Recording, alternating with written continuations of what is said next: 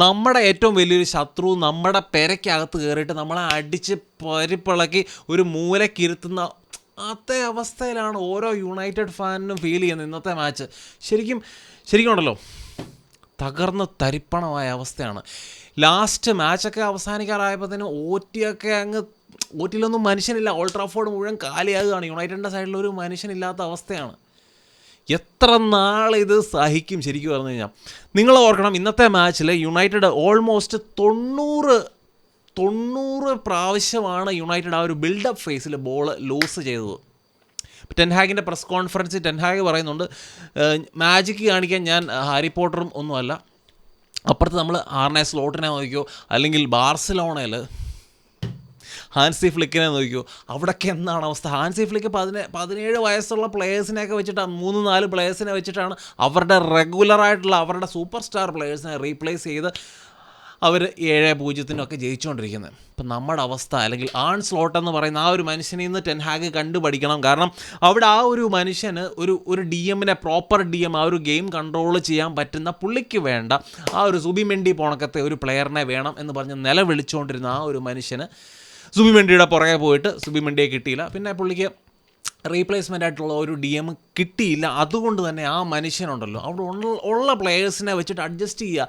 ഗ്രാവൻബർച്ച് എന്ന് പറയുന്ന ആ ഒരു പ്ലെയറിനെ സുബിമെൻഡിയുടെ റോളിൽ യൂസ് ചെയ്യാൻ പറ്റത്തില്ലെന്ന് പുള്ളിക്കറിയാം. അതുകൊണ്ട് തന്നെ ആ ഒരു റോള്, സുബിമെൻഡിയുടെ ഒരു റോൾ, അല്ലെങ്കിൽ ആ ഒരു പുള്ളിക്ക് വേണ്ട ആ ഒരു മിഡ്ഫീൽഡിൽ പുള്ളിക്ക് വേണ്ട ആ ഒരു കൺട്രോളൊക്കെ ശരിക്കും പറഞ്ഞാൽ പുള്ളി 2 പ്ലെയേഴ്സിനെ യൂസ് ചെയ്ത് സ്പ്ലിറ്റ് ചെയ്താണ് പുള്ളി ആ ഒരു കൺട്രോളൊക്കെ പുള്ളിയുടെ മാച്ചിൽ കൊണ്ടുവരാൻ വേണ്ടി ശ്രമിക്കുന്നത്. മെക്കലിസ്റ്ററിനെ, അതുപോലെ തന്നെ ഗ്രാവൻബർച്ചിനെ. ഡിഫെൻസീവ്ലി ഒരു ഗ്രാവൻബർച്ച് അത്ര സോളിഡ് അല്ലാത്തതുകൊണ്ടാണ് പുള്ളി മെക്കലിസ്റ്ററിനെ ആ ഒരു കുറേ കൂടെ ഡീപ്പറായിട്ട് യൂസ് ചെയ്ത് മെക്കലിസ്റ്ററിന് കൂടുതലും ആ ഒരു ഡിഫെൻസീവ് ഡ്യൂട്ടി കൊടുത്തിട്ട് കുറച്ചുകൂടെ ഓൺ ദ ബോൾ ഏബിളായിട്ടുള്ള ഗ്രാവൻബർച്ചിനെ ആ ഒരു ബോൾ പ്രോഗ്രസ് ചെയ്യാനും ഫൈനൽ തേർഡിലോട്ട് വന്നിട്ട് ആ ഒരു പാസ് കൊടുക്കാനും ഒക്കെ പുള്ളി പുഷ് ചെയ്ത് അങ്ങനെ ആ ഒരു മിഡ്ഫീൽഡിൽ ആ ഒരു ഒരു കംപ്ലീറ്റ്നെസ്, ആ ഒരു കൺട്രോളൊക്കെ കൊണ്ടുവരാൻ വേണ്ടി ആർനെ സ്ലോട്ടിന് പറ്റിയിട്ടുണ്ട്. അത് ശരിക്കും പറഞ്ഞ് ടെൻഹാഗ് കണ്ടുപഠിക്കണം. ഇങ്ങനത്തെ കാര്യങ്ങൾ ടെൻഹാഗ് ഇങ്ങനത്തെ കോച്ചുകളിൽ നിന്ന് കണ്ടുപഠിക്കണം.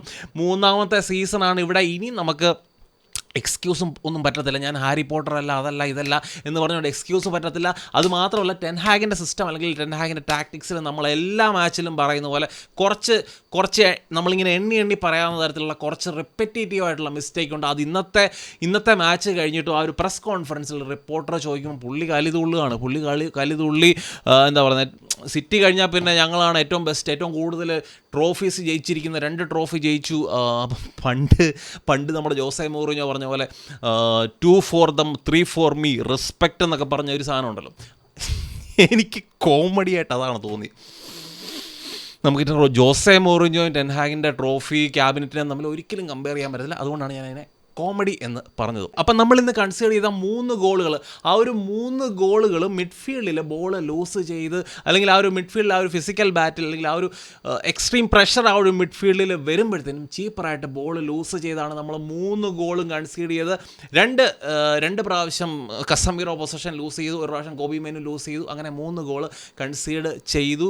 ഹാഫ് ടൈമിൽ നമ്മുടെ കസമീറോയുടെ ആ ഒരു ഫസ്റ്റ് ഹാഫിലെ അതിഭയങ്കരമായിട്ടുള്ള പെർഫോമൻസ് കാരണം പുള്ളിയെ സബ്സ്റ്റിറ്റ്യൂട്ട് ചെയ്ത് ടോബി കോളിയറിനെ കൊണ്ടുവന്നു. ശരിക്കും പറഞ്ഞാൽ കസമീറോയ്ക്ക് ആ ഒരു യുണൈറ്റഡിൻ്റെ ആ ഒരു ഫസ്റ്റ് 11 സ്റ്റാർട്ട് ചെയ്യണമെങ്കിൽ പുള്ളി ഇനി മിറക്കിൾ, അത്ഭുതങ്ങൾ പുള്ളി നടത്തിയാൽ മാത്രമേ പറ്റത്തുള്ളൂ. അടുത്ത മാച്ചിൽ എന്താണേലും ആ ഒരു ഇൻ്റർനാഷണൽ ബ്രേക്ക് കഴിഞ്ഞിട്ട് വരുന്ന മാച്ചിൽ ടോബി കോളിയർ ആയിരിക്കും സ്റ്റാർട്ട് ചെയ്യാൻ വേണ്ടി പോകുന്നത്, അല്ലെങ്കിൽ ഉഗാർത്തെ വരണം. ഉഗാർത്തെ ഇതുവരെ റെഡിയല്ല, ഉഗാർത്തയ്ക്ക് 1 മാസമെങ്കിലും എടുക്കും എന്നൊക്കെയാണ് ടെൻഹാഗിൻ്റെ പ്രസ് കോൺഫറൻസിൽ പറഞ്ഞത്. അതുകൊണ്ട് ഒരു പെടുത്തമില്ല. അപ്പം ഉഗാർത്തെ അവൈലബിൾ, അല്ലെങ്കിൽ ആ ഒരു മാച്ച് റെഡി, അല്ലെങ്കിൽ മാച്ച് ഫിറ്റ്നസ് അറ്റൈൻ ചെയ്യാൻ ഉഗാർത്തയ്ക്ക് പറ്റിയില്ലെങ്കിൽ ടോബി കോളിയർ തന്നെയായിരിക്കും യുണൈറ്റഡിന് വേണ്ടി ആ ഒരു മിഡ്ഫീൽഡിൽ കോബി മെനുവിൻ്റെ കൂട്ടത്തിൽ സ്റ്റാർട്ട് ചെയ്യാൻ വേണ്ടി പോകുന്നത്. അപ്പോൾ സ്റ്റാർട്സ് മാത്രം നോക്കി ചില ആൾക്കാർ ചിലപ്പം വന്ന് പറഞ്ഞേക്കാം ലിവർപൂളും യുണൈറ്റഡും തമ്മിൽ വലിയ വ്യത്യാസമൊന്നുമില്ല. പൊസഷൻ്റെ കാര്യത്തിൽ യുണൈറ്റഡിന് കൂടുതൽ പൊസഷൻ ഉണ്ടായിരുന്നു, എക്സിയുടെ കാര്യത്തിലും ഭയങ്കരമായിട്ടുള്ള വ്യത്യാസമൊന്നുമില്ല.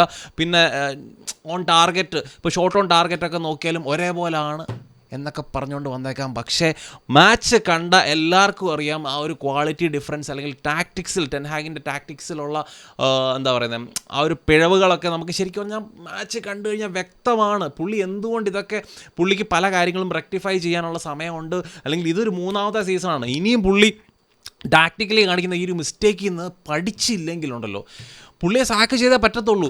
പുള്ളിക്ക് വേണ്ട പ്ലെയേഴ്സിനെ മുഴുവൻ കൊണ്ട് കൊടുക്കുന്നുണ്ട്. പുള്ളിക്ക് goal keeper, ball playing goal keeper വേണമെന്ന് പറഞ്ഞു. നമ്മുടെ ഏറ്റവും നല്ല നമ്മുടെ ഡെഗയ, വർഷങ്ങളായിട്ട് നമ്മുടെ ലെജൻഡറി ഡെഗയ മാറ്റിയിട്ട് ഒനാന പോണക്കത്തെ ഒരു മനുഷ്യനെ കൊണ്ടു. പുള്ളി ശരിക്കും പറഞ്ഞാൽ ഒരു ജോക്കറാണ് ശരിക്കും പുള്ളി. ഒരു ജോക്കറിനെ പോലെയാണ് പുള്ളി ആക്ട് ചെയ്യുന്നത്. നമ്മുടെ ഉള്ള റെപ്യൂട്ടേഷൻ പോലും കളയുന്ന ഒരു വ്യക്തിയായി മാറിക്കൊണ്ടിരിക്കുകയാണ് ഒനാന. പ്രോപ്പറായിട്ട് പൊസിഷൻ ചെയ്യത്തില്ല, അല്ലെങ്കിൽ ബാക്കിൽ നിന്ന് ബിൽഡപ്പിൽ ഹെൽപ്പ് ചെയ്യുന്നുണ്ടോ, ലോങ് ബോൾസിൽ ഹെൽപ്പ് ചെയ്യുന്നുണ്ടോ, എന്താണ് പുള്ളിയുടെ കോൺട്രിബ്യൂഷൻ? ഒരു കോൺട്രിബ്യൂഷനും ഇല്ല ഇതുവരെ.